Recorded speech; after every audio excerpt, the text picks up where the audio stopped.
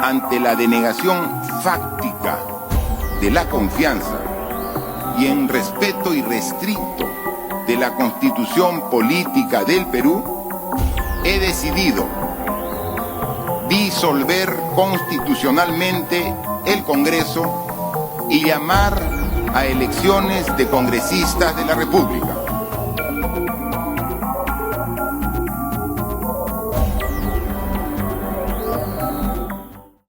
Buenas tardes, queridos amigos, seguidores del fanpage de la Coordinadora Republicana Asociación Civil. Hoy jueves 30 de septiembre vamos a abordar un tema fundamental de que corresponde a la vida institucional del país y también a nuestro sistema democrático.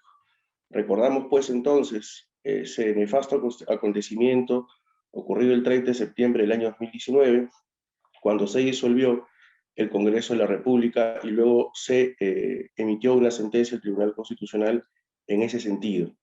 Para reflexionar en torno a esto nos acompañan tres representantes especialistas en Derecho Constitucional con los cuales reflexionaremos y abordaremos estos temas sobre el particular, ¿verdad? En esta oportunidad nos acompaña el doctor Víctor García Toma, expresidente del Tribunal Constitucional, maestro de Derecho Constitucional, también el doctor Ángel Delgado, profesor de Derecho Constitucional, y el doctor Domingo García Belaúnde, maestro, doctor en Derecho Constitucional. Muy bien, para arrancar con nuestra jornada, vamos a empezar con una primera ronda de 15 minutos cada uno, iniciando con el doctor Víctor García Toma respecto a su parecer en el tema. Ya 2 años han pasado, mucha agua ha transcurrido por el río, y creemos que estamos en condiciones quizás de tener una reflexión más sólida al respecto. Al final tendremos una reflexión de 5 minutos cada uno para redondear algunas ideas. Adelante, doctor Víctor García Toma, ¿qué nos podría decir en torno a ese tema? Y gracias, Miguel, por la invitación y mi respetuoso saludo a nuestros amigos con los cuales tengo hoy el honor de compartir una mesa de diálogo. En efecto, han pasado 2 años del autogolpe perpetrado por el señor Martín Vizcarra Cornejo, quien a través de una disolución fáctica convalidada lamentablemente por el Tribunal Constitucional, sentencia que evidentemente, conjuntamente con aquella otra que declaró desestimativamente el pedido planteado por los magistrados del Tribunal Constitucional tras su irregular cese por parte del Congreso de la República, son 2 baldones que esta institución deja para ingrato recuerdo en la historia constitucional. Pero entrando al tema, ¿qué sucedió hace 2 años? Luego de un conjunto de largas traiciones que, digamos, esta última que lleva a cabo Vizcarra cierra con broche de oro, entre comillas, una trayectoria que da pie justamente al mote, al sobrenombre con el que el pueblo hoy lo conoce, el lagarto. Comenzó su carrera política traicionando a la agrupación política a la que pertenecía su padre, que fue un distinguido militante aprista en Moquegua, y gracias a esa ascendencia paterna pudo, digamos, conseguir que esta organización pudiera presentarlo ante la opinión pública como candidato. Luego se sirvió de un partido como vientre de alquiler y luego lo traicionó. Y sucedió lo mismo finalmente con el señor Kuczynski. Hoy conocemos todo el intríngulis que hubo para que este personaje llegara a la presidencia de la República.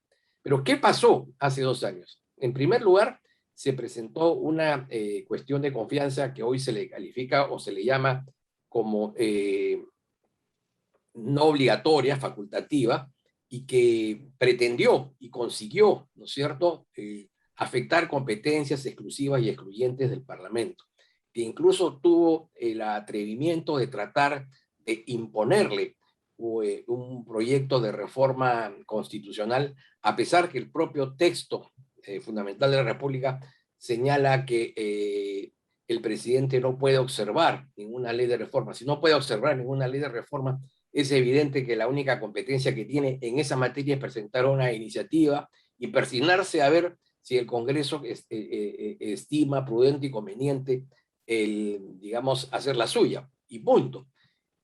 Se valió también de un consejo de ministros en donde el señor del Solar cumplió un papel tristísimo.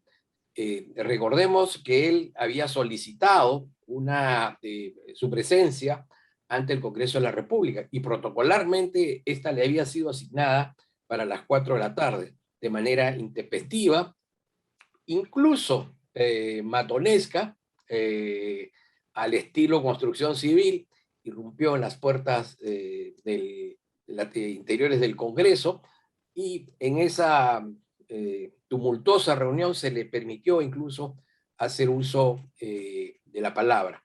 En el momento en que el Congreso de la República deliberaba tal como se había acordado por los personeros de las distintas bancadas, que la agenda planteada por el presidente de la República se vería en la sesión de la tarde, en el marco de esa sesión y en tanto se aprestaban a votar, cosa que hicieron de manera afirmativa, el presidente de la República, momentos antes, establecía de que el Congreso había denegado fácticamente dicho pedido. En primer lugar, aquí hay un problema serio. Ninguna decisión del presidente de la República, en este caso de esta naturaleza, puede ser admitida o aceptada como válida si no cuenta con el acuerdo previo del Consejo de Ministros. El propio señor del Solar ha aceptado que en la evaluación técnica que hizo el gabinete se consideró que no se tenían los elementos de juicio para llevar adelante este proceso de disolución, y es por ese motivo que no se quisieron comprometer en esta determinación presidencial. Entonces, esa declaración que hace el presidente de la República ante la opinión pública y que implica, digamos, la disolución fáctica del Congreso, no tuvo respaldo del Consejo de Ministros. Ha sostenido el señor Vizcarra que no pudo convocar al Consejo de Ministros porque éste ya había renunciado. Pero olvida el señor Vizcarra en señalar que aun cuando un ministro renuncie, el ministro continúa en su cargo hasta la designación de su reemplazante. Esto es, que en tanto no aparezca publicado en el diario oficial el peruano el nombre de su reemplazante y este no juramente ante el presidente de la República, continúa en el ejercicio de la función, porque evidentemente un país no puede caer en el vacío, ¿no? En consecuencia, esta decisión de Vizcarra carece de todo sustento y validez jurídica, por carecer de acto refrendatorio. Y por consiguiente, tampoco tiene validez la refrendación posterior a la decisión adoptada por Vizcarra, que llevó a cabo inefable representante, que incluso en estos momentos su nombre no recuerdo, no sé si para bien de él o para tranquilidad mía, ¿no? Que creo que podríamos tranquilamente desaparecerlo de la memoria colectiva. Lo cierto y lo real es que esta decisión es el origen de la actual crisis política que vivimos. Es cierto que en algo contribuyó Fuerza Popular para generar esta situación, pero la principal responsabilidad de Vizcarra es que este conjunto, este acto, sumado a una vocación deliberada, consciente, imprudente, torpe, desbocada, de enfrentar al Congreso con la ciudadanía, ¿no es cierto? Y promover un Congreso extraordinario que trajo gente de baja realea, que incluso ha aprobado normas que han puesto en serio peligro la estabilidad económica, financiera, el régimen pensionario en el Perú, entre otras perlas, el mal manejo de la crisis sanitaria, en donde gran parte de esos 200.000 muertos son plena responsabilidad de él y de los ministros de salud que estuvieron bajo sus órdenes, que permitieron que en este país muriera gente por falta de oxígeno en las puertas de un hospital, en donde se traficó con la compra de medicamentos, en donde no se ha sido transparente con algunos contratos vinculados en relación a esta situación, llevaron a que la ciudadanía tomara una posición de rechazo, indignación y de molestia, no contra el gobierno, sino que lo tradujo en una acción de beligerancia contra el Estado. Y de allí han saltado que finalmente el gran responsable es la Constitución.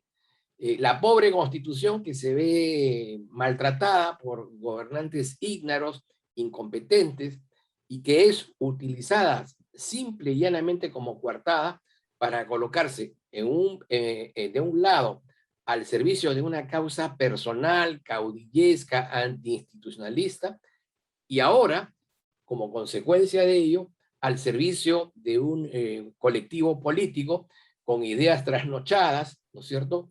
Y ideas ya enterradas digamos, en una visión de futuro, castigadas por los fracasos de su implementación en distintos países, pero que lamentablemente ha abonado por la indignación ciudadana y por lo irregular del proceso electoral que hemos tenido en la situación que hoy tenemos. Entonces, este 30 de abril tendremos que recordarlo, como recordamos siempre el 5 de abril de 1992. En ambos casos hubo autogolpe. En ambos casos, las consecuencias derivadas de esa acción han sido y siguen siendo traumáticas para la historia del Perú. Y esperamos que, al igual que como lo que sucedió con el gobernante en el primer caso, en relación a Vizcarra, la justicia cumpla, tarde o temprano. Y yo espero que temprano, más temprano de lo que en realidad se es usual en este país, con que sus huesos terminen en el único lugar digno que él merece, que es la cárcel, ¿no? Por su traición a la democracia, por su traición a los valores éticos y fundamentalmente por habernos arrojado al país a una crisis económica, crisis política y fundamentalmente un acentuamiento de la crisis moral. Hay que recordar este 30 de septiembre porque, vuelvo a repetir, es una fecha infausta para el Perú, como la del 3 de octubre del año 68 y como tantos otros momentos en la historia en que si no es la incapacidad, la angurria, la orfandad de ética en el gobierno lleva a un país a pasar por situaciones que en realidad su pueblo no merece, ¿no? Yo me quedo aquí, Miguel, en esta parte para poder permitir que nuestros amigos también den sus opiniones sobre la materia. Y te agradezco por la amabilidad de habernos invitado. Muchísimas gracias, doctor Víctor García Toma. En este momento le cedo el uso de la palabra al doctor Ángel Delgado. Doctor, nos gustaría tener su reflexión, no sin antes permitirme hacerle, en función a lo que ha dicho el doctor García Toma, una breve pregunta. En función a lo que ha escrito ponente antecesor, ¿podríamos decir que el Tribunal Constitucional convalidó un golpe de Estado? Bueno, eso podría ser como conclusión, pero quiero adelantar a la pregunta que sí, y voy a tratar de demostrarlo a lo largo de esta exposición que voy a hacer, en la cual, mira tú, tal como ha dicho el doctor García Toma, tenemos la obligación de expurgar aquellos actos que por sus consecuencias nefastas generaron un conjunto de dificultades que hasta ahora atenazan y bloquean la vida política del país.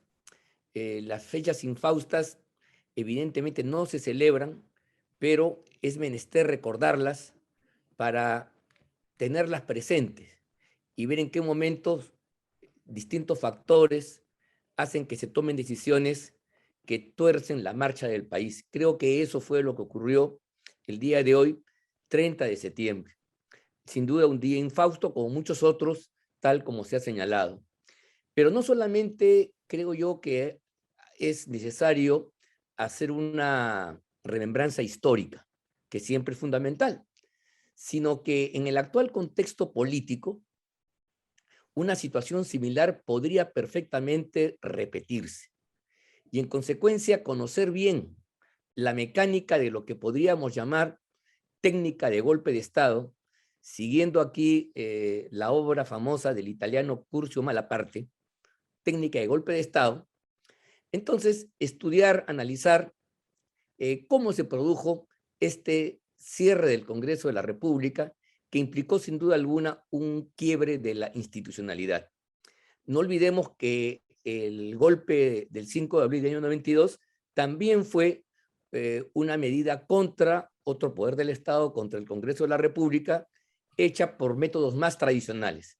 Digamos que en el lapso de más de 30 años que ocurre uno y otro suceso, las herramientas y el discurso se ha sofisticado, es más alambicado, tiene menos de efecto brutal y por lo tanto el elemento de fuerza abusiva aparece disimulado en un conjunto de categorías jurídicas que son instrumentalizadas, vaciadas de contenido y usadas realmente como herramientas, como armas arrojadizas, como chavetas para, en este caso, torcer la voluntad del Congreso y concretamente cerrarlo.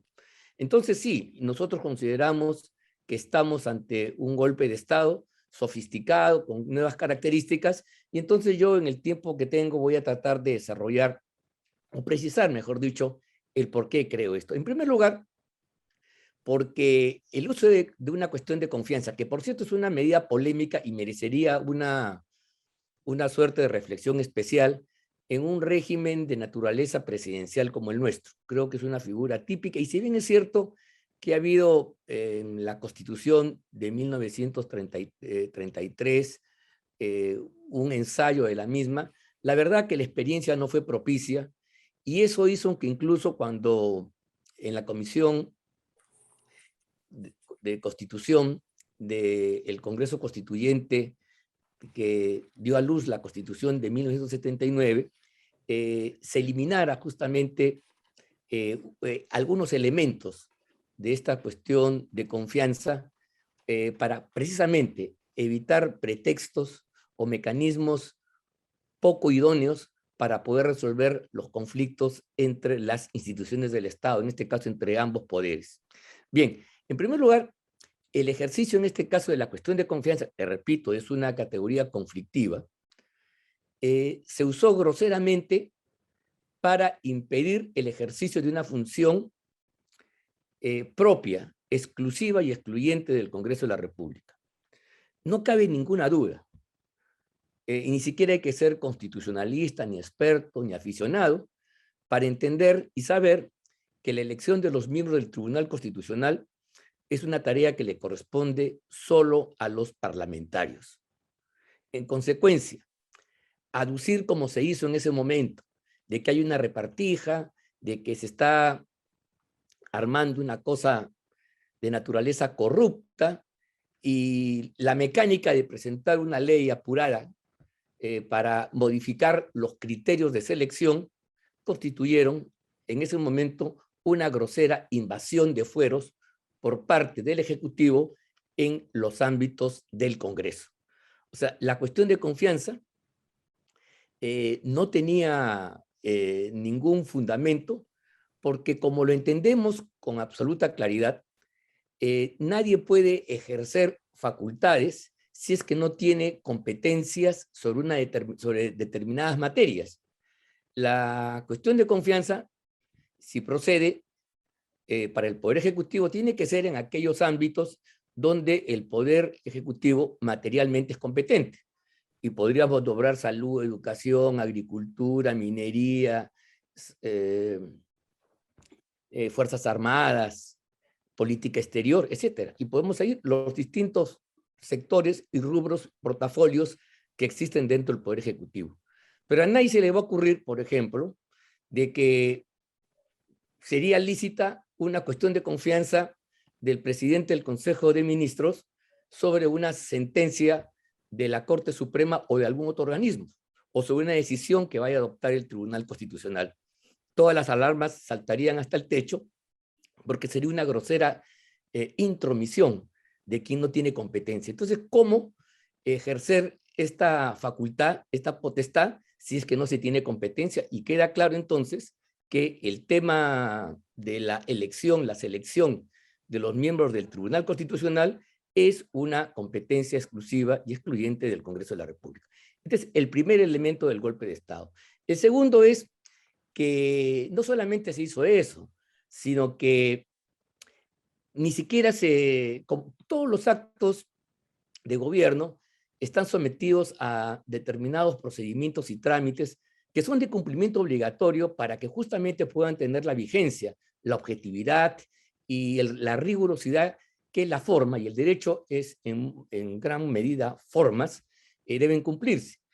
Evidentemente, si hay un emplazamiento a un órgano, en este caso al Congreso, para que responda a un pedido de cuestión de confianza, lo lógico es que se espere una respuesta expresa, una manifestación de voluntad. Sin embargo, aquí no hubo tal cosa. Apenas pasaron breves minutos, el propio gobierno, o sea, quienes presentaron la cuestión de confianza, se atribuyeron la facultad de decir cuándo se la negaban. E inventaron eso que Vizcarra salió a decir después, que había una denegación fáctica. O sea, que la confianza había sido negada no mediante un documento expreso, no mediante una votación, sino porque, según ellos, en el tiempo transcurrido, no se había dado una respuesta probatoria. Esto es una barbaridad. Es una barbaridad no solo en el derecho público, donde el equilibrio de poderes es fundamental, sino incluso en el derecho privado. Si nosotros nos remontamos al Código Civil, al libro sobre el acto jurídico, vemos que una de las características del acto jurídico como fuente de derecho y obligaciones, es que justamente pueda expresar una manifestación de voluntad. Y el código en varios artículos es absolutamente claro que esta manifestación de voluntad tiene que ser expresa, indubitable. No cabe, por ejemplo, que mañana venga a nuestra casa un vendedor y nos diga, te vendo tal producto. Y nosotros, porque no le respondemos de inmediato, considere él que ya se cerró la venta y nos quiere obligar, exigir, demandar policial o judicialmente que cumplamos una obligación. Eso es una farsa. Cuando la denegación o la manifestación de voluntad no es expresa, tiene que tener necesariamente una expresión normativa que lo diga de modo concreto, de modo explícito. O sea, los llamados silencios en el derecho administrativo y en otros momentos, o las ficciones jurídicas se generan en torno a eso, están expresamente tasadas en la ley. Y esa es la única condición para que una ausencia, un no pronunciamiento pueda tener consecuencias jurídicas. Y en ningún caso, o sea, tiene que haber una norma objetiva previa que establezca esta posibilidad. Y en ningún caso se puede permitir de que el actor de una iniciativa de esta naturaleza sea él el mismo que diga cuándo se acepta o cuándo no se acepta. Este es un segundo vicio que es de veras grotesco. El tercero ya lo explicó el doctor Víctor García Toma. El propio primer ministro señala que este proyecto de ley para modificar los criterios de selección de los miembros del futuro Tribunal Constitucional no fue discutido ni tuvo el voto aprobatorio del Consejo de Ministros como es menester, como dice la Constitución, para aquellos proyectos de ley que como derecho de iniciativa tiene el presidente de la República, o sea, presentar proyectos de ley, sí, pero tiene que tener siempre el refrendo ministerial. Y tampoco hay refrendo ministerial cuando se toma la decisión de cerrar el Congreso y decir que hay la denegación de la cuestión de confianza, porque todos recordamos que primero se anunció el cierre del Congreso y después, ya por la noche, en solitario, el señor Ceballos, que así se llama el triste personaje que Víctor no lo recordaba y por buenas razones, el señor Ceballos jura horas después de que se había producido ya la decisión por parte de Vizcarra y el gobierno de cerrar el Congreso.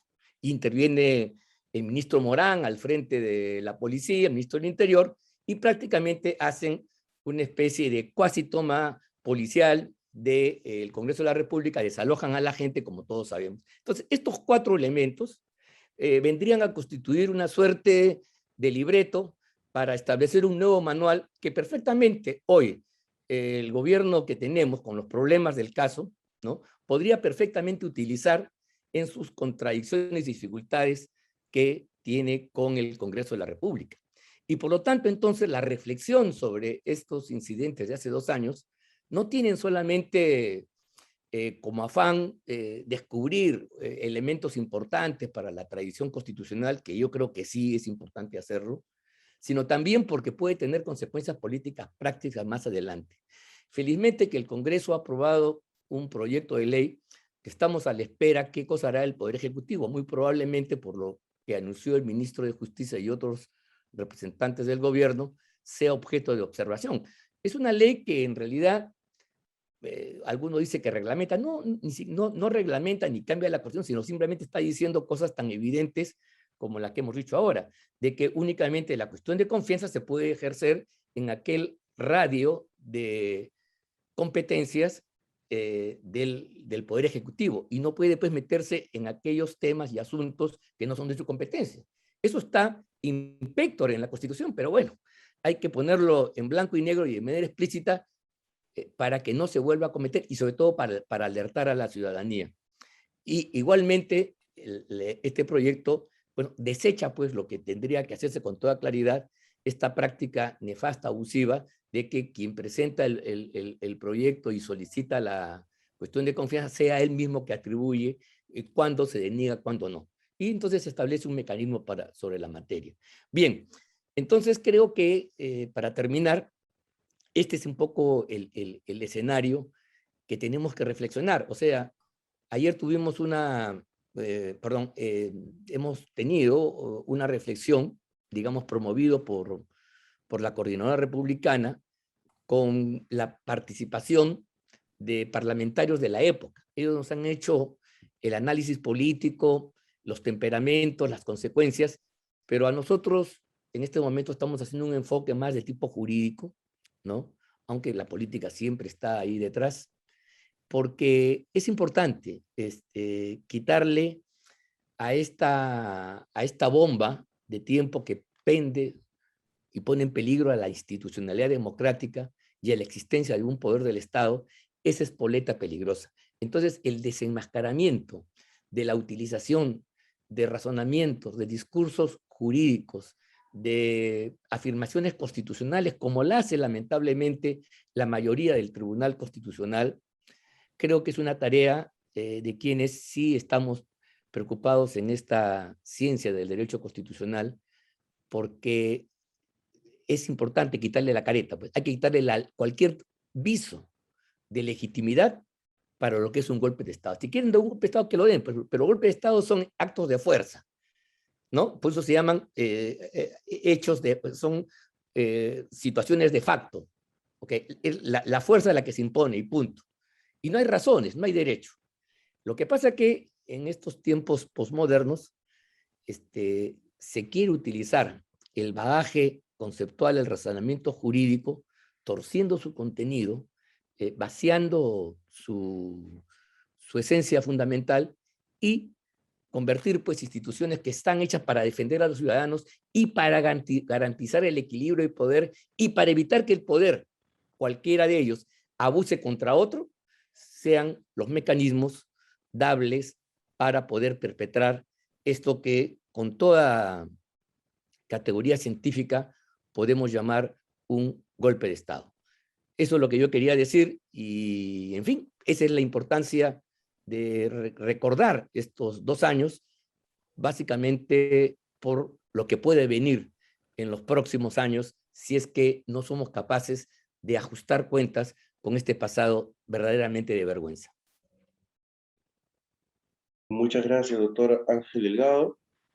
Del mismo modo, se da el uso de la palabra al doctor Domingo García Belaunde, no sin antes plantearle una brevísima pregunta en función a lo que ha dicho el doctor Delgado. En esta cuestión de la manipulación del derecho, ¿no es cierto?, la manipulación de las instituciones para convalidar, como es el caso que comentamos, un golpe de Estado, podríamos decir que hay una determinada forma de pensamiento, hay una determinada clase política, personas que militan en una determinada forma de pensamiento que han capturado las instituciones del Estado para manipular el derecho. ¿Podríamos preocuparnos respecto a esto, doctor?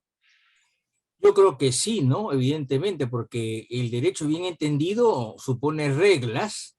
Hay un famoso jurista danés que se llama Alf Ross, que comparaba al derecho con un juego de ajedrez, en el sentido de que cuando nosotros queremos jugar ajedrez, tenemos por un lado un tablero, luego unas figuras determinadas que las podemos patear, evidentemente, pero si queremos jugar, tenemos que usar las reglas del ajedrez, que son así. Entonces, si queremos tener una sociedad democrática y constitucional, tenemos que seguir las reglas constitucionales. Y el que no está de acuerdo con ellas es mala suerte, no está en el sistema. Entonces, eso sí.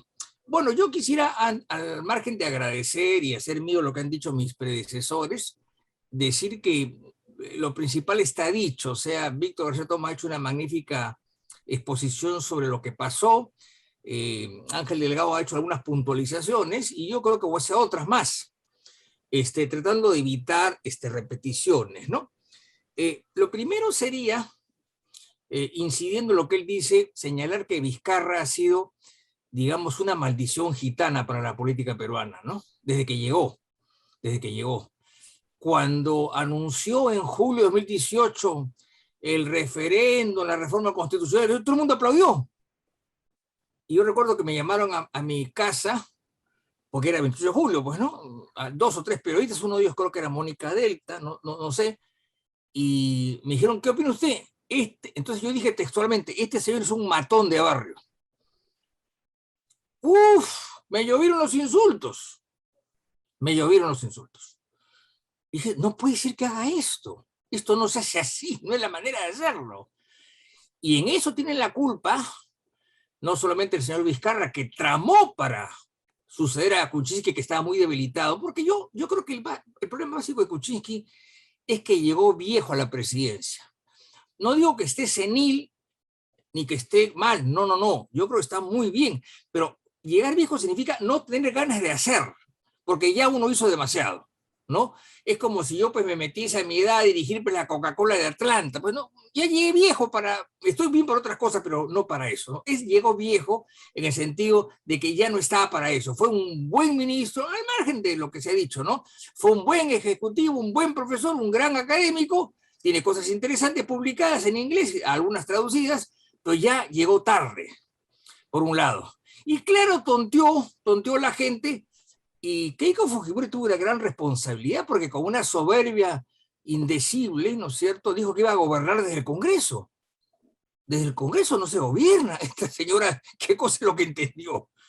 Desde el Congreso no se gobierna. Y ahí pues empezó pues, el traspié hasta que llegó este señor, dio esto, todo el mundo lo aplaudió, se modificó la Constitución de una manera fatal, él bloqueó la reintroducción del Senado que se estaba ventilando hacía 15 años.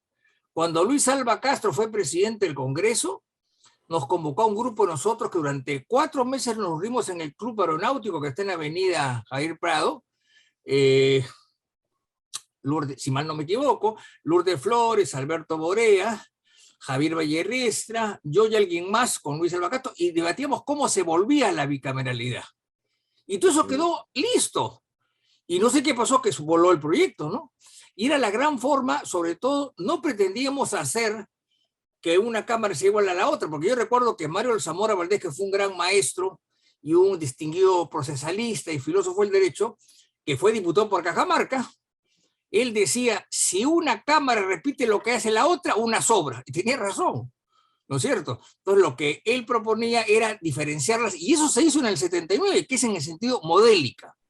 O sea, Chirino Soto fue muy claro. La carta del 93 se ha hecho copiando el esquema del 79. Y es verdad, miren ustedes, están copiando el esquema. Entonces no hemos avanzado mucho. ¿Por qué? Porque el 45 significó una ruptura con todo lo anterior. Ahí nace un nuevo constitucionalismo el 45. No lo llamo neo porque eso son guachaferías. Nace un constitucionalismo distinto, es una tercera navegación. Es lo que dice Bergottini. Hay navegaciones en derecho constitucional, ¿no es cierto? Y la última es la que nace el 45 y que se va afianzando con los años, con los pueblos, con los derechos humanos y cosas por el estilo. Entonces ya era distinto. Entonces se hace el 93 y curiosamente en los debates y en los textos de Carlos Torres y Torres Lara, que era presidente de la Comisión de Constitución, él dice, el voto de confianza, que no sé por qué lo reintrodujo, fue un error, porque lo había eliminado, como señala Ángel Delgado el año 79, que dice claramente que la exposición del nuevo gabinete da lugar a debate, pero no a voto. Lo dice textualmente. Lo reintrodujo y añadió ahí la disolución. Pero en los debates se da cuenta de que es la disolución que es ante la exposición de un gabinete que va por vez primera, no que va cualquier día. Y así se entendió durante 20 años, hasta que Kuczynski, asesorado por un malvado, entendió que cualquier cosa daba lugar a disolución, y eso lo usó Vizcarra, pues que era un incompetente, un analfabeto funcional, ¿no? Así de simple, ¿no? Que era pues puro floro, porque no había nada detrás, un hombre sin lecturas, sin pensamiento, era simplemente la viveza personificada. Y ahí tuvo la culpa Vizcarra, y también la tuvo evidentemente Fuerza Popular, ¿no? Porque tenían 73 congresistas y se inclinaron al grito de Vizcarra. Esa es la verdad. Entonces Vizcarra avanzó, y además los medios lo apoyaban. Los medios lo apoyaban. Los gremios empresariales, los gremios sindicales, las universidades lo apoyaban. Cuando Vizcarra fue vacado, todo el mundo se puso a llorar de duelo, las viudas, hasta el Banco de Crédito tuiteó espantándose por la vacancia. O sea, este señor engatusó a toda la ciudadanía, sin darse cuenta que era lo que es. Entonces, claro, en medio de ese mare magnum, lo que hizo fue disolver. Ahora, voy a poner algunos detalles de la disolución.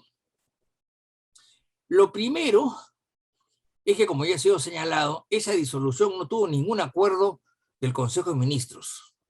Hay un estudio, que lo tengo por ahí, que pidió la solicitud a transparencia, ¿no? Y señaló que esos días no hay Consejo de Ministros.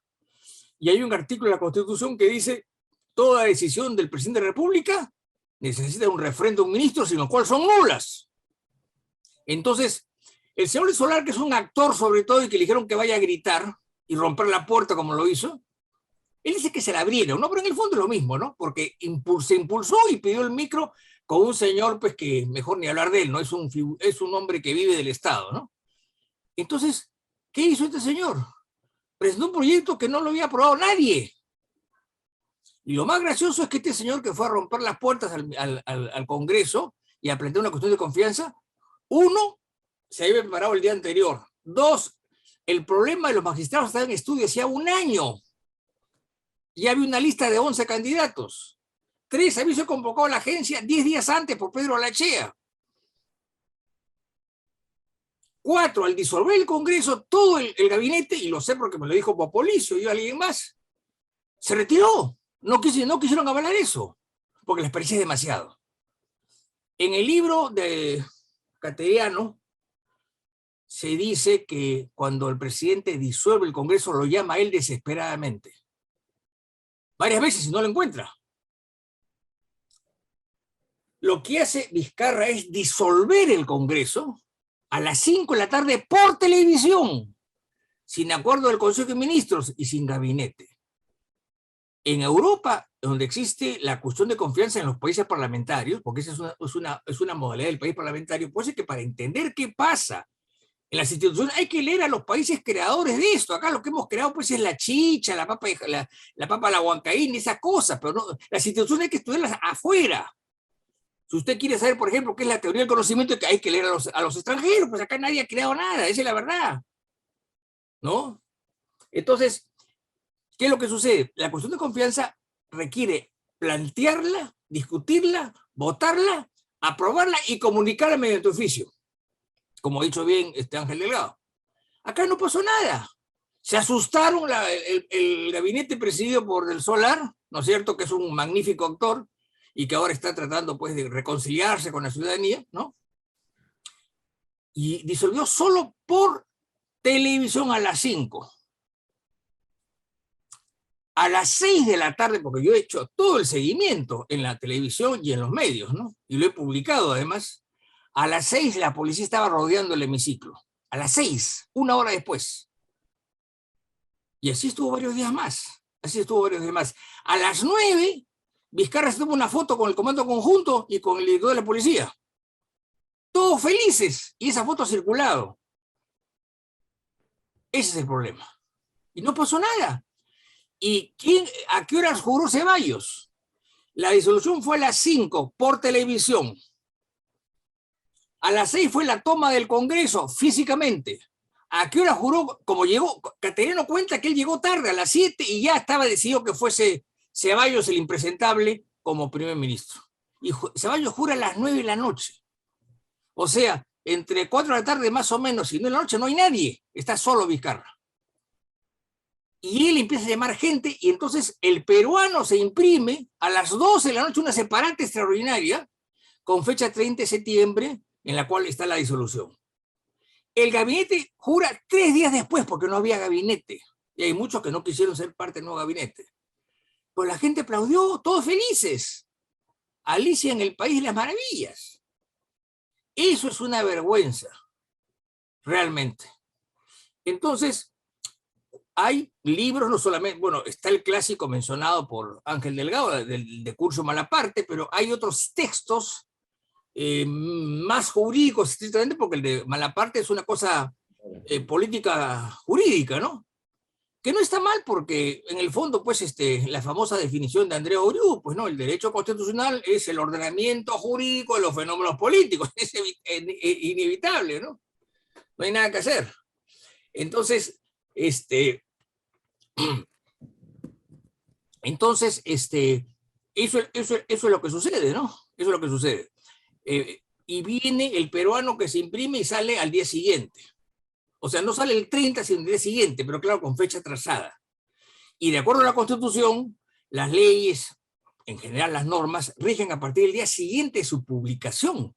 O sea, la disolución no debe haber sido el 30, sino el 1 de octubre. O sea, atropelló por todas partes la Constitución. Y además no hizo nada. Ofreció 80 hospitales y 1000 postas médicas cuando llegó. No hizo nada. Les voy a contar algo más. En septiembre de ese año, un abogado muy amigo mío me buscó para que hiciese un informe favorable a la importación por parte del Estado de la vacuna Pfizer, que es una de las más acreditadas. Yo tengo los papeles, pero claro, no puedo decir más porque es un secreto profesional, ¿no? Y querían que yo dé un informe favorable porque ya se había conseguido 2 informes más y todos en el sentido de que se podía importar porque era salud, indudablemente, ¿no? Y querían hacerlo con un decreto de urgencia. Y querían la opinión mía en ese sentido. Los 2 abogados, como en este país hay muchos abogados comodones, yo no. Yo infinidad de veces me he rehusado a hacer informes porque no creía en ellos, ¿no? Así de simple. Y querían aprobar por decreto de urgencia y yo me negué. Y estaba en la propuesta de Pfizer. Y yo les dije algo más. Yo no puedo ponerlo por escrito porque me estoy contradiciendo y además he escrito lo contrario en otras partes. Pero les sugiero que lo hagan por decreto de urgencia, ¿no es cierto? Y después se ríen de él. Pero yo no puedo ponerlo por escrito. Bueno, lo curioso es que tampoco hubo decreto de urgencia.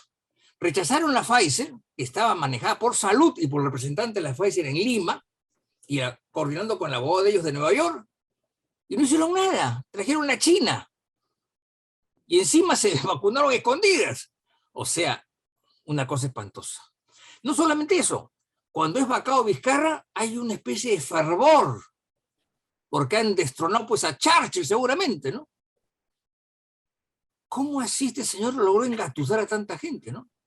¿Y cuáles son las consecuencias? En primer lugar, la disolución del Congreso se instala en la Constitución de 1979. Nunca se disolvió el Congreso. Se repite, en mi opinión, erradamente, mal redactada, el año 93. Yo he visto los debates. Los debates dan a entender claramente que eso es solamente para los gabinetes recién nombrados.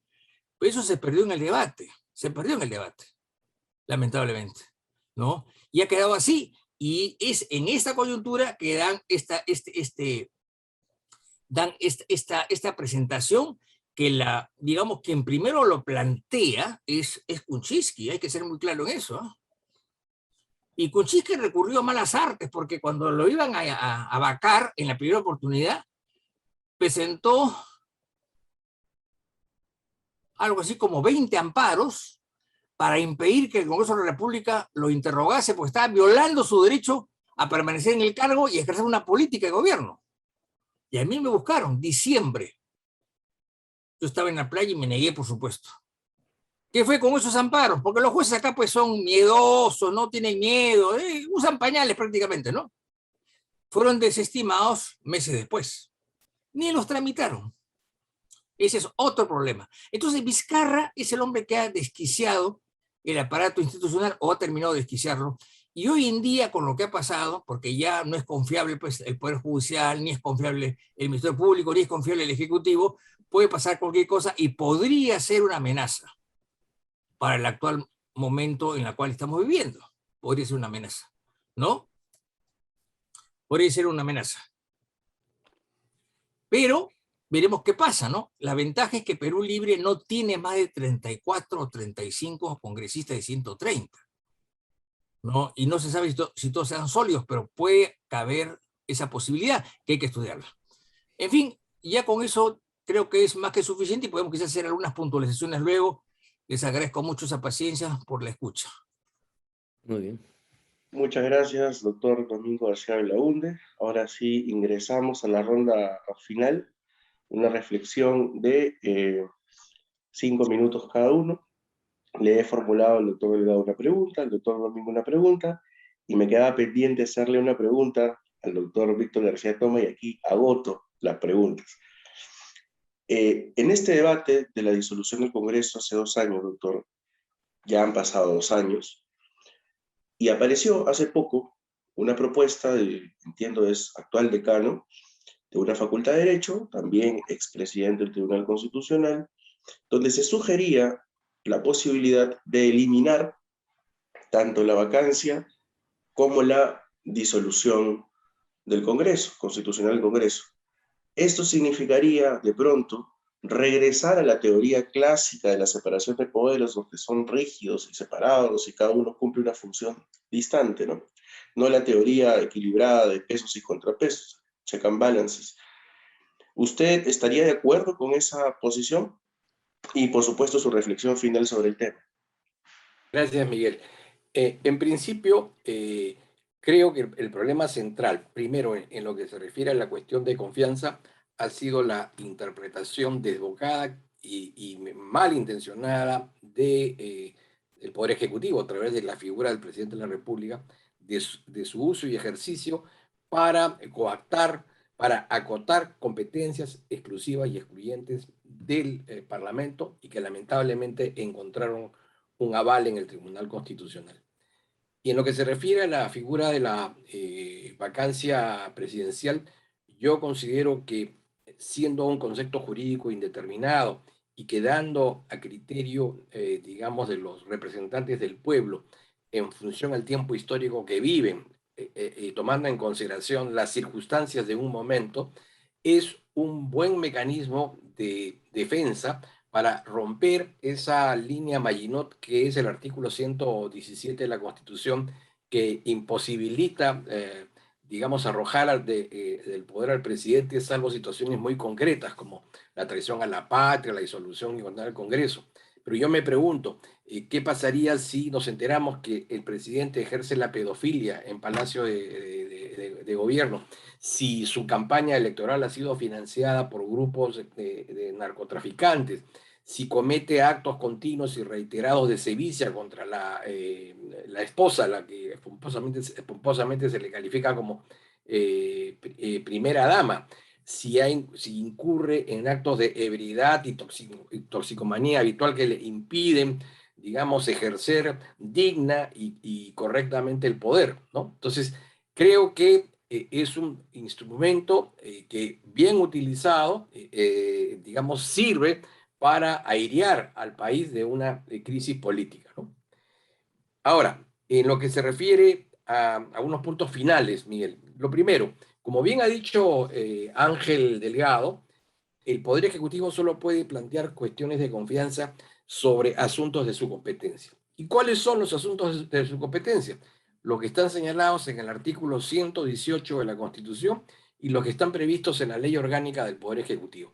Y en ninguno de esos dos textos en específico se habla de que sea atribución o competencia del Parlamento, del Poder Ejecutivo en entrometerse en la potestad de nombramiento de los magistrados del Tribunal Constitucional y de exigir imperativa y coactivamente la aprobación de una ley de reforma constitucional. Entonces, eso no tiene ningún amparo ni asidero en la Constitución ni en la ley orgánica.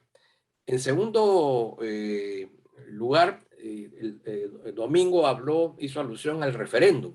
Efectivamente, ese malhadado referéndum que ha traído consecuencias nefastas, entre ellos, por ejemplo, impedir la reelección congresal, obligándonos a tener, y con el efecto de una norma anterior igualmente inconveniente, obligar al país a que cada 5 años renueve su clase política, ¿no? En un país donde lamentablemente tenemos un sistema de partidos endeble y poco institucionalizado que no permite reponer, digamos, las piezas de recambio de una manera tan rápida, ¿no? Pero ese referéndum fue también consecuencia de un acto inconstitucional, porque de acuerdo a la ley, el referéndum tiene que ser convocado por el Jurado Nacional de Elecciones. Así lo dice la ley. El presidente de la República se zurró en las competencias del jurado y se autoarrogó esa competencia. En tercer lugar, durante el periodo del interregno legisló mediante decretos de urgencia, que si bien, a diferencia de los previstos en el artículo 118, inciso 19, que está limitado solamente a una situación excepcional en materia económica y financiera, en el caso de los decretos de urgencia durante el interregno no tiene límites en cuanto a materia, puede ser sobre cualquier aspecto de la gobernabilidad, pero evidentemente tiene que darse el hecho, la condición, una circunstancia súbita, extraña, anormal, extraordinaria. Y aquí esto se utilizó, digamos, como quien se suelta el pañuelo cada vez que tiene gripe, es decir, de la manera más pueril, y eso lamentablemente, por distintas razones, no ha sido aún discutido en el Congreso. Y por último, en relación, y vuelvo a insistir en el tema de la sentencia del tribunal, porque me parece que va a contracorriente de lo que ha sido en los pocos años de vida institucional una sentencia, digamos, claramente deplorable, tiene un párrafo que es sumamente peligroso. Cuando dice el tribunal de que se puede establecer cuestiones de confianza discrecionalmente a juicio y criterio del Poder Ejecutivo, pone como ejemplo el siguiente. Ojo, dice que si la solicitud de otorgamiento de facultades al Congreso va acompañado de una cuestión de confianza, el Parlamento está obligado a darla. Entonces, la facultad esencial, básica y primordial del Parlamento, que es la de legislar, que por, digamos, una concesión política, en aras de aplicar un principio de colaboración, decide per se, en el ejercicio de su potestad, conferirle, digamos, temporalmente, en un plazo determinado y para regular algunas materias, esto se convierte ya en una situación imperativa. Recordemos que el presidente Castillo ha dicho que va a pedir facultades delegadas para legislar en materia tributaria. Entonces, ojo, aplicando esa sentencia del Tribunal Constitucional, el señor Castillo le puede decir, aquí va mi solicitud de elección de facultades y aquí tengo mi sentencia que me dice que me tienes que dar esas facultades, ¿no? Claro, algunos dirán, bueno, pero eso como está sujeto a la dación de cuentas, después el Congreso podrá derogarlo si le parece correspondiente. Sí, pero el daño que se ha generado al país con la sola emisión de esas sentencias y, digamos, el problema que se plantea sobre la materia lo hace muy peligroso.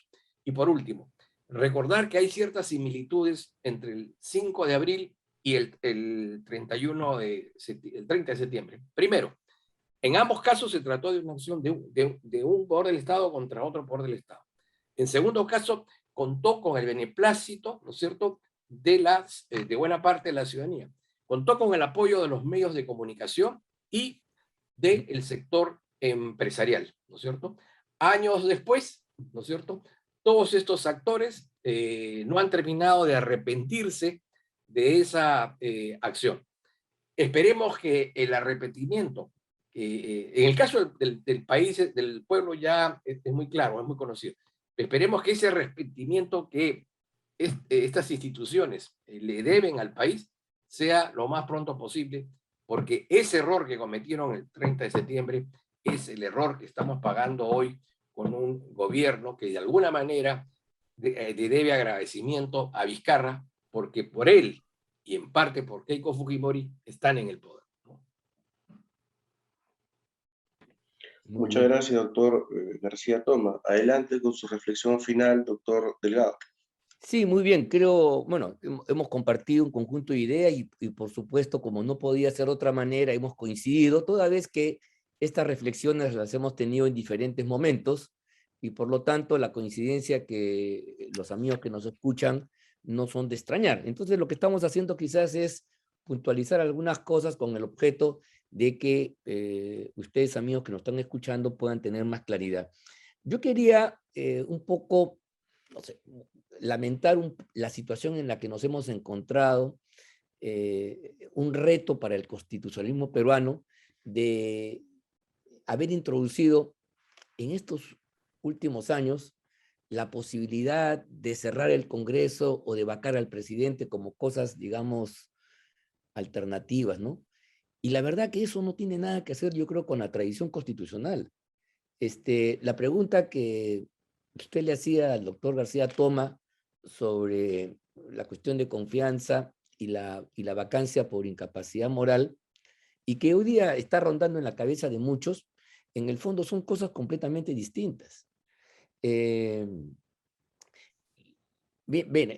mientras la cuestión de confianza está basada en una apreciación, en una decisión de tipo subjetivo de quien la presenta, ¿no? La cuestión de la incapacidad moral tiene que ser un hecho objetivo, un hecho que ocurre en la realidad. Y a mi juicio, y esto lo hemos conversado también con el doctor García Belaúnde, tiene que tener la contundencia, mira, yo me atrevo a decir, de la primera razón, la muerte. Así como la muerte del presidente ocasiona la vacancia y nadie la discute, o una enfermedad gravísima que lo incapacita realmente para actuar, está fuera de discusión, el hecho de inmoralidad que afecte la dignidad del cargo presidencial de representante de la nación tiene que ser de tal gravedad, de tal contundencia, que sea incontestable. Este es un hecho objetivo. No puede ser algo provocado por los parlamentarios. Por eso yo, en este debate último, a pesar de que el señor Castillo no es santo mi devoción, no estoy de acuerdo con aquellos que quieren hacer interpretaciones que la incapacidad, las malas decisiones, el desgobierno puede dar lugar a esta vacancia. Yo creo que, bueno, políticamente se puede decir muchas cosas, pero desde el punto de vista de la ortodoxia constitucional, así no son las cosas, así no se juega. Uno no puede, pues, flexibilizar las instituciones, volverlas plásticas, manipularlas, hasta desnaturalizarlas. Yo creo que es lo que está pasando. Y entonces, esa es una diferencia fundamental para no comparar. Pero el otro gran tema es la posibilidad de disolver el Congreso. En un régimen presidencialista, esta es una anomalía gigantesca. Yo entiendo que en la Constitución del año 79 se haya puesto esta posibilidad, principalmente para ponerle un coto a la actuación del Congreso, que pueda empezar a censurar ministros y gabinetes a discreción, como sucedió efectivamente durante el periodo de los años 60 del primer gobierno de Belaúnde Terry. Ok, entonces está bien. En ese momento la Constitución del 79 decía que si había dos censuras a dos gabinetes, dos crisis totales de gabinete, el presidente podía cerrar. Entonces era un disuasivo para que el Parlamento no abuse. Hoy día perdón, en ese momento era 3, me estoy equivocando, hoy día se ha reducido a 2. Ok, perfecto. Pero vean ustedes, ahí la posibilidad de disolver el Parlamento está relacionada a una conducta de la otra parte. O sea, si tú juegas con fuego, empiezas a censurar ministros y gabinetes, te vas a exponer a un cierre del Congreso. Pero que lo mismo dé lugar para la cuestión de confianza, que depende de una decisión e interpretación del Poder Ejecutivo, me parece que ahí sí se genera un disloque fundamental.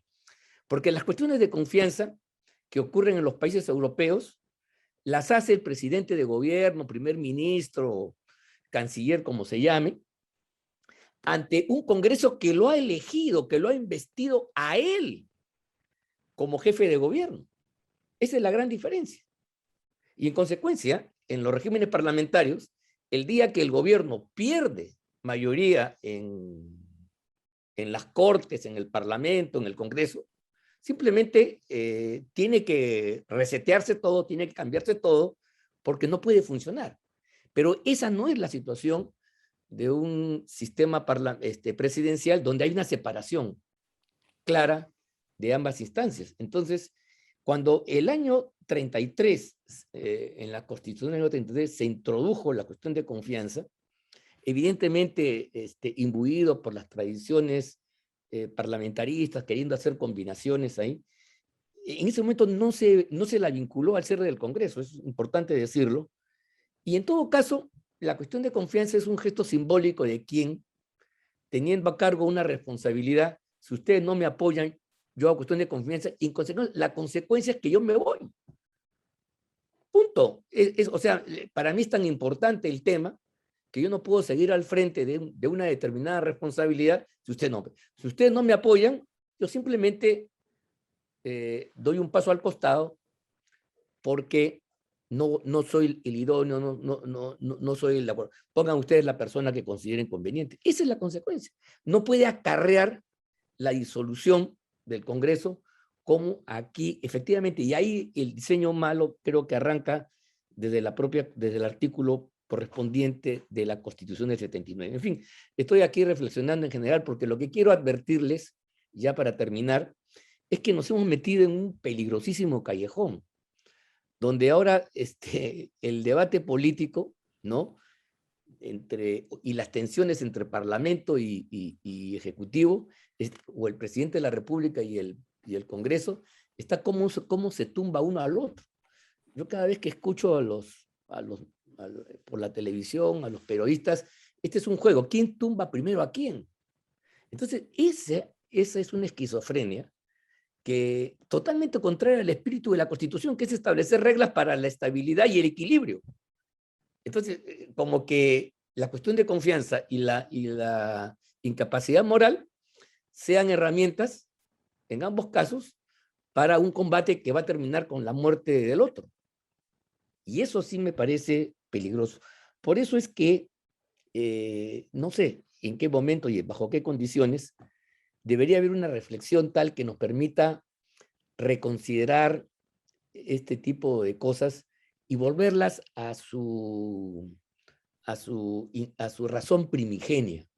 Porque no puede ser realmente de que, repito, una institución, la vacancia, que es el resultado de un hecho objetivo en última instancia, es la aplicación de un hecho objetivo. Inclusive la vacancia, cuando se produce por traición a la patria, es porque en el juicio político determinado se ha determinado una... Entonces, claro, si se ha determinado ahí en fin, la razón establecida en el artículo 117, bueno, claro, la vacancia es la consecuencia. La vacancia es el mecanismo casi automático. Es la culminación formal de una decisión de otra naturaleza. No tiene no incoa un proceso propio en sí. En fin, creo que es importante que se establezca y, por supuesto, yo sí creo que en una reforma ulterior, la cuestión de confianza tal como la hemos venido, tiene que desaparecer del escenario constitucional peruano porque no corresponde y da lugar a este tipo de cosas, pues. Da lugar a este tipo de cosas. Repito, otra vez, es mejor afirmar nuestra tradición constitucional de tipo presidencialista y no caer en este tipo de combinaciones que finalmente produce pues una suerte de combinaciones de resultados fatales. Hoy día estamos de veras en una encrucijada donde la lucha política enconada que tenemos, la polarización, afecta el campo constitucional y entonces las herramientas de uno y otro bando son o la cuestión de confianza para cerrar el Congreso o ver cualquier razón para aplicar la vacancia por incapacidad moral. Esa no es, pues, o sea, ese tipo de conclusión no puede, no corresponde a la razón de ser del constitucionalismo, que es todo lo contrario. Valentín Paniagua, me recuerdo, decía, la Constitución es un tratado de paz, es establecer reglas para que el juego político o el ajedrez que decía Domingo se desarrolle pues naturalmente, no para patear el tablero en un sentido o en otro. Y estamos llegando, mira tú, a una peligrosísima conclusión. Bueno, esto quizás es motivo de otra reflexión, pero valga la oportunidad para hacerla a propósito de recordar el nefasto cierre del Congreso 2 años después. Muchas gracias. Muchas gracias, doctor Delgado. Adelante, doctor Domingo García Belaúnde, con su reflexión final. Bueno, voy a tratar de ser breve porque ya se ha dicho casi todo, ¿no? Sí. Bueno, quería hacer algunas puntualizaciones. Lo primero, y eso volviendo a lo que decías anteriormente, yo creo que no hay una cultura constitucional en el país. O sea, a nivel de y la gente lucha por la subsistencia, lo cual es muy explicable. A nivel B y C, que es una clase media en sentido amplio, tienen una cultura pues de periódico, ¿no? La gente no lee en este país y ahora la gente vive de WhatsApps y de YouTube, o sea, ahí aprenden, ¿no? Hay un señor muy pomposo que da lecciones de derecho constitucional que seguramente se han preparado y dice pues pavadas cada vez que puede, ¿no? Y así hay un montón que salen y pontifican. Hay un muchachito que en días pasados ha sacado una lista de los 7 libros básicos para ser constitucionalista, cosa que me parece totalmente descabellada, ¿no? No se puede hacer eso, pues. Así de simple, ¿no? Entonces, no hay una cultura constitucional, y hoy día adorna ser constitucionalista, es lo muy importante. Cuando yo empecé a enseñar derecho constitucional en los años 70, la gente se reía de mí, porque era algo que no existía. Y quién me apoyó en todo momento, y eso me ayudó porque yo pues era muy, cuando uno enseña en la enseñanza está pues dando botes, no sabe por dónde va y se bambolea, ¿no? Tuve el apoyo, a Dios gracias, del decano entonces, Jorge Avendaño, gran amigo, maestro y un hombre de primera, que fue mi apoyo y que me fue enderezando, e inclusive en un momento pensé dejar la docencia y visité a Raúl Ferrero Rebagliati, el viejo, que era muy amigo mío. Entonces le contesto, ¿no? Que la gente se ría a gritos, que no le interesaba. No, en clase no puedo quejarme, había un comportamiento decoroso, por la universidad es una cosa y la calle es otra. Entonces, le dije estas preocupaciones y Ferrero, 7374, porque él murió pues el 76 o 77, dijo, no te preocupes, mi hijo, las aguas volverán a su nivel. Y efectivamente, cuando la constituyente de la noche a la mañana. ¿Por qué? Porque había hablado, enseñaba y había escrito un par de libros. Esa es la vida, ¿no? No hay una cultura constitucional y no hay una conciencia constitucional. Cuando yo estaba en la Universidad de Lima, el día del golpe de 5 de abril, estaba dando clases y salgo al sitio de profesores, no digo quiénes estaban porque es bueno no decir nombres, y todo el mundo felices con el golpe, por fin, esta salta inepto se van, todo el mundo. Yo me quedé mudo, y me fui.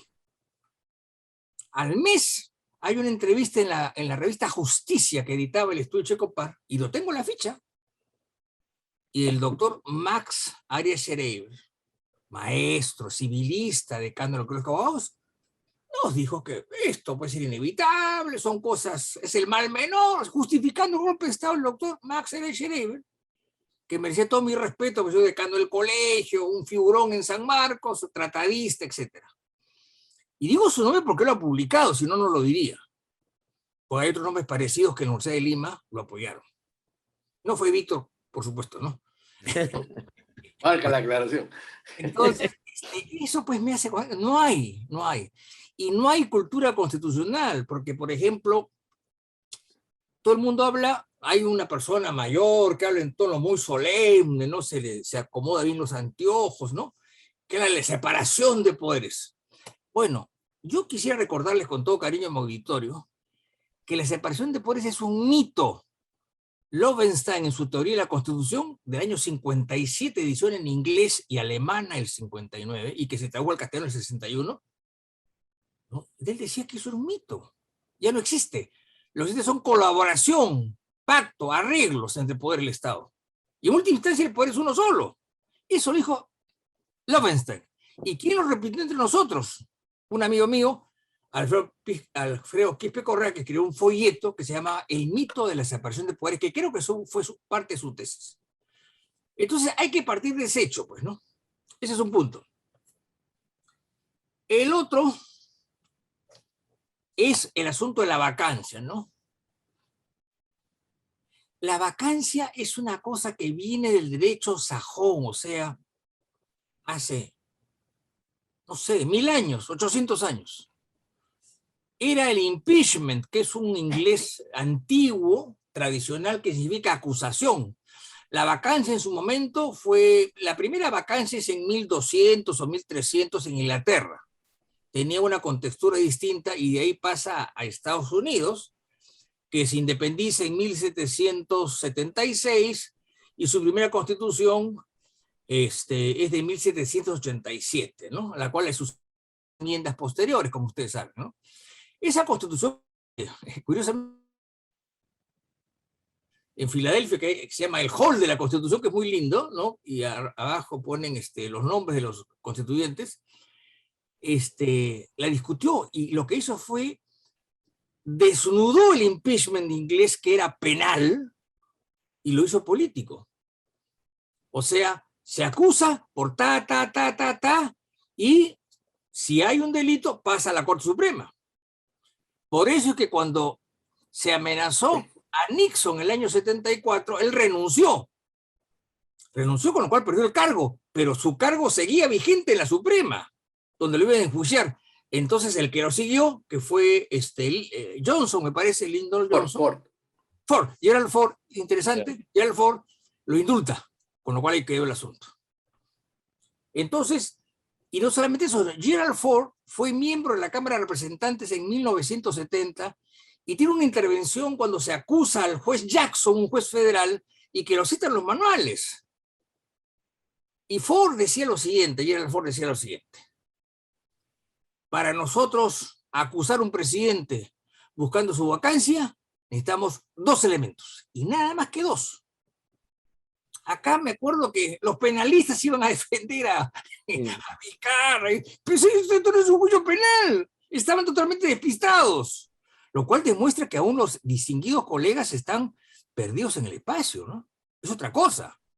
Entonces decía Gerald Ford, para acusar a un presidente o a un alto funcionario, que es un juez federal, necesitamos 2 cosas, y nada más que 2. Número 1, llegar a la convicción, no dijo prueba, a la convicción de que este alto funcionario no merece estar en el cargo. Y 2, que tengamos los votos necesarios para sacarlo. Se acabó.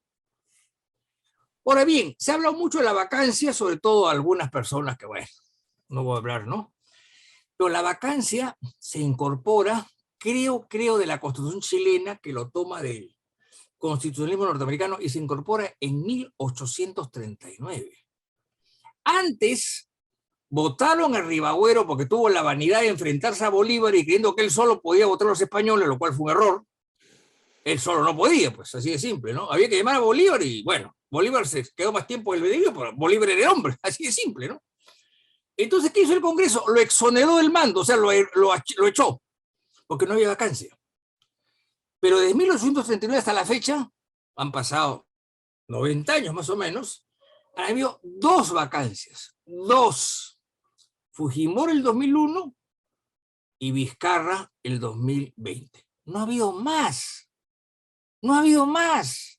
Entonces, ¿a qué nos rasgamos las vestiduras? La vacancia es necesaria. Tal como está la incapacidad moral y tal como fue interpretada en el siglo XIX con una serie de casos que están publicados, es incapacidad en las conductas. Porque la palabra moral, y veamos el diccionario de García Calderón, la palabra moral tiene dos acepciones, ¿no? La moral privada. ¿Qué hicieron con Arosemena en los años 60, presidente del Ecuador? Era un borrachín. Era un borrachín. Entonces, ¿qué cosa es lo que pasó? Era un borrachín y llegaba borracho a los cócteles y una vez cuando fue al aeropuerto se desplomó en la pista y ya es una cosa de horrible, lo vacaron. Simplemente inconducta. ¿Por qué? Porque la palabra moral viene de mores. En latín mores es usos y costumbres. Y la palabra moral son la ética nicómaco. Con lo cual decir moral y ética es decir lo mismo. Son 2 idiomas distintos. Moral significa usos y costumbres y ética es ethos, o sea, conductas. Y por eso la ética nicómaco es un tratado de conductas dirigido a Nicómaco. ¿No? Es nada más que eso. Entonces, ¿por qué lo vamos a eliminar? Y Chirino Soto decía, no sé si lo habrá puesto en los debates, pero yo hablé con él, ¿qué pasaba si un buen día un presidente está muy alegre, está muy embalado, sale con un carro, se da Miraflores, atropella a 2 personas, dispara a 7 más, se va para Palacio y sigue borracho? No se puede hacer nada. Lo máximo que se puede hacer es investigarlo, pero ahí quedó. Eso está la vacancia, justamente para eso, ¿no? Para eso. Y por último decir, lamentablemente, porque las cosas son como son, pues, que esta vergonzosa sentencia de este Tribunal Constitucional que ha dicho todo lo que han dicho ustedes, una de esas ponencias las hizo el señor Carlos Ramos Núñez, que en paz descanse. El que haya fallecido no significa que no haya tenido gruesos errores. Yo lo recuerdo como un buen amigo y como un gran historiador del derecho. Como magistrado lo descarto. Y en general este colegiado es realmente deplorable como colegiado. Hay algunos votos salvables, pero como colegiado. Por eso es que hay que cambiarlo. Y tan ignorantes son los congresistas que cuando el ministro de Estado puso un amparo para detener la elección de magistrados, amenazándolos con abrirle juicio, me lo consultaron a mí. Y yo que les dije, señores, los congresistas no responden por los votos y opiniones en ejercicio de sus funciones, no responden ante nadie. Se murieron de miedo.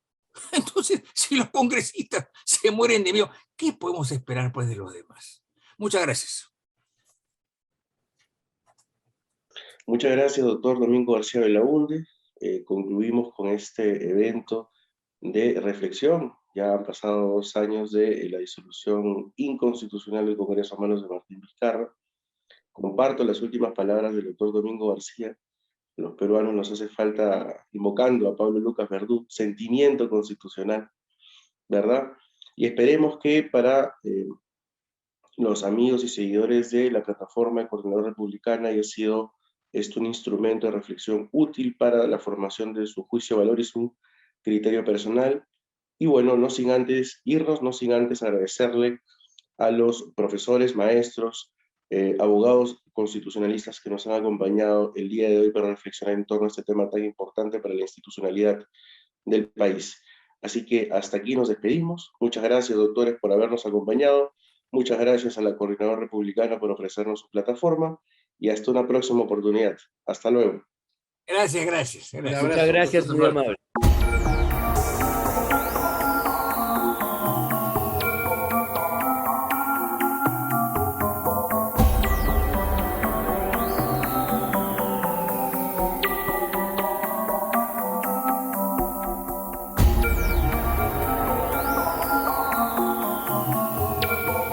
ante la denegación fáctica de la confianza y en respeto irrestricto de la Constitución Política del Perú, he decidido disolver constitucionalmente el Congreso y llamar a elecciones de congresistas de la República.